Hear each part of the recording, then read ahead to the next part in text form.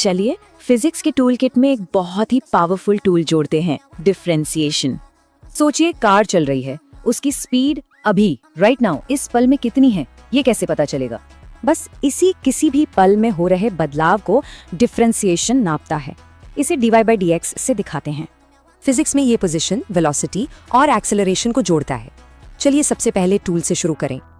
ये है power rule, सबसे जरूरी टूल। फिजिक्स के लगभग हर चैप्टर में इसका इस्तेमाल होता है। जैसे x⁵ को डिफरेंशिएट करना है तो 5 आगे आ जाएगा और पावर में से 1 घट जाएगा, बस 5x⁴। अब अगला टूल है कांस्टेंट्स के लिए। कोई भी कांस्टेंट जैसे 3 तो बदलता ही नहीं, तो उसका रेट ऑफ चेंज क्या होगा? 0। पर अगर कांस्टेंट किसी वेरिएबल से मल्टीप्लाई हो रहा हो तब वो 0 नहीं होता, उसे बस आगे ले आते हैं।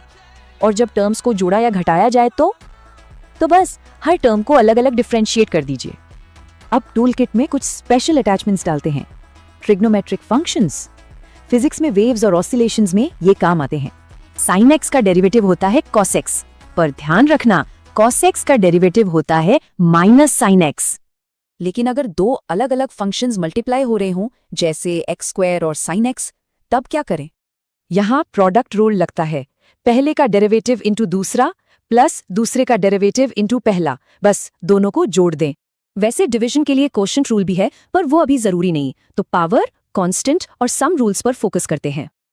चलिए अब इन सब टूल्स को काम पर लगाते हैं और देखते हैं कि ये फिजिक्स से कैसे जुड़ते हैं। तो शुरुआत होती है किसी ऑब्जेक्ट की पोजीशन से, जिसे हम x कहते हैं। इसी पोजीशन को टाइम के रिस्पेक्ट में डिफरेंशिएट करें तो मिलती है वेलोसिटी, v = dx/dt। और एक कदम आगे, वेलोसिटी को डिफरेंशिएट करने पर हमें मिलता है एक्सेलरेशन, a = dv/dt। तो सबसे जरूरी बात क्या है? डिफरेंशिएशन से हम पोजीशन, वेलोसिटी और एक्सेलरेशन को जोड़ते हैं। तो ये सिर्फ वेलोसिटी और एक्सेलरेशन तक ही सीमित नहीं है। सोचिए और कहां-कहां चेंज को मापा जा सकता है।